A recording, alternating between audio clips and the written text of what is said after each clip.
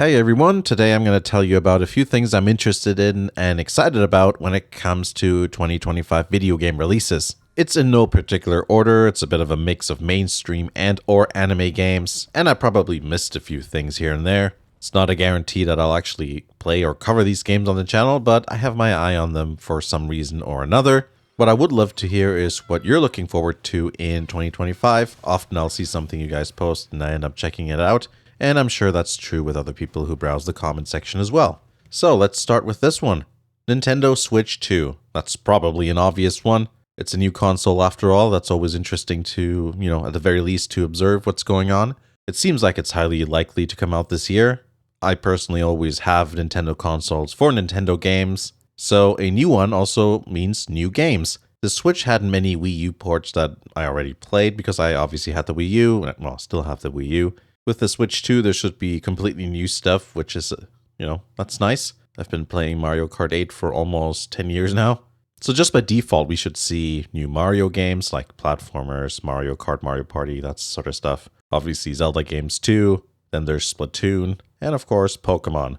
In terms of the actual hardware, let's face it, it's not going to be a powerhouse. So I'm not super excited about it. I mean, when has a Nintendo console ever been the most powerful system out? So yeah, I have no reason to have high expectations this time round. Leaks, if they are real, suggest an evolution of what we have now. But I do hope that they, throw in something unexpected. They usually like to do that sort of thing. Unlike in 2017, we now have quite a few handheld gaming computers that are about the same size, like the Steam Deck and that sort of stuff. So Nintendo probably needs something interesting to differentiate themselves from those, other than their games, obviously. As we saw with the Wii U, games don't necessarily sell consoles. Remember, a large amount of Switch games are just Wii U games ported over with a few new features here and there. But yeah, new console, new games. It'll be interesting to see what'll happen when it comes out. Stellar Blade PC. People have been asking for a PC version of this game ever since it came out. I mean, not much to say. It's a very highly successful game, so you've probably heard about it before. It's pretty fan-servicey, which is always good. It looks pretty good and plays well. I'm sure it'll look even better on a decent PC. I'm hoping for good keyboard and mouse controls, and obviously there will be some interesting mods to check out. I think that'll be a given. And on PC, it may end up being subject to a Steam sale or something, so might be able to pick that up at a decent price there. If not this year, maybe eventually. Atelier Yumia. I'm always happy to see a new Atelier game. If only Koei Tecmo would be a bit less enthusiastic about slapping massive price tags on their games, though. I'm interested to see how the series will move on post-Ryza. There looks to be decent improvements in the open world aspect as well as the base building portions of the game. I actually found that very interesting how you could just place each wall and different architectural features how you wanted it, so I'm interested to try that out. The last Ryza game also pulled back on a bit of fan service, though I could tell that they tried to introduce a few things here and there to compensate, so I guess there's still people behind the scenes who still care. I'm wondering what the fan service level will be with Yumia. On another note, each Atelier series has a theme. With Ryza, it was a coming-of-age story in that, they gave you more and more bittersweet, nostalgic moments from game to game. But with Yumia, the thing is that alchemy is actually a taboo subject in that world, so it'll be cool to see how the characters will deal with that. Is it something they have to keep a secret, or is it just frowned upon? I guess we'll see. Here's another Atelier game, strangely enough. Atelier Resleriana, The Red Alchemist, and The White Guardian. This one's interesting. The first Resleriana game, if I pronounce that correctly, was actually like a mobile thing. For whatever reason, they decided to make a traditional game within that series, and yeah, that's been announced. I have no idea if it's going to be like Yumia in terms of, gameplay feature and also being, open world. I do remember seeing a trailer of this game with an overhead shot of a town, I think it was. And it did look a bit like an area with boundaries, but who knows? It's not exactly the best way to figure that out. It's just a trailer. To be honest, I actually wouldn't mind a more traditional, non-open world Atelier game alongside Yumia. It looks like there's going to be two main characters there. I mean, that's kind of already a giveaway there with the title, I think.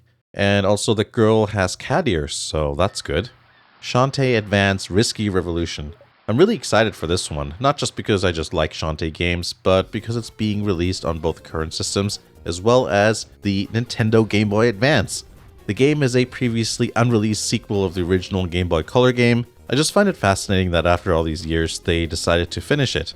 I have the collector's edition pre-ordered, and I'm excited to get a brand new GBA game cartridge that comes in an actual box and a manual. It's just missing the Nintendo branding and all that, but I guess that's understandable. It is not a currently supported system.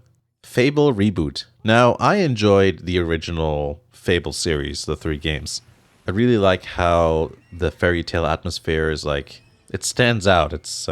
There's like a whimsical nature to everything. And I also like the whole entire approach of how you can do good and evil deeds and just, the whole thing of being able to choose what you're doing. I thought that was a lot of fun. Now, the original games were developed by Lionheart Studios, as you may know, and that doesn't exist anymore. So I'm fearing that a lot of the original charm may not be present in the reboot.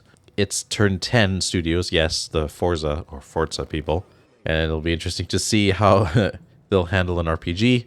Let's face it, if you've played the original Fable games, they are pretty janky in many ways. Like even sprinting sometimes, it would be hard to keep the character on the path and not running into like the bushes or something. But I do think the wonkiness is part of the charm, so yeah, I guess we'll see how it is. I'm just hoping it doesn't come out like generic. That's a thing that a lot of fantasy games can end up being. Mafia, the Old Country. I've played Mafia games since the very first PC game. I really like the immersiveness of that game. Looking at it from today's perspective, it doesn't look particularly realistic, but it is actually quite an immersive game with a lot of atmosphere and attention to detail. I also played Mafia 2, but I have to be honest, I haven't tried the 3rd game. That being said, Mafia, the Old Country looks very interesting to me because it's set in an even earlier time period than the other games. Not to mention, as the name suggests, it takes place in Sicily, so it'll be quite a change of scenery in more ways than one. Supposedly, the game will return to a style of gameplay and storytelling that is more akin to the first game, so yeah, I still like the first game the best, so that sounds good to me.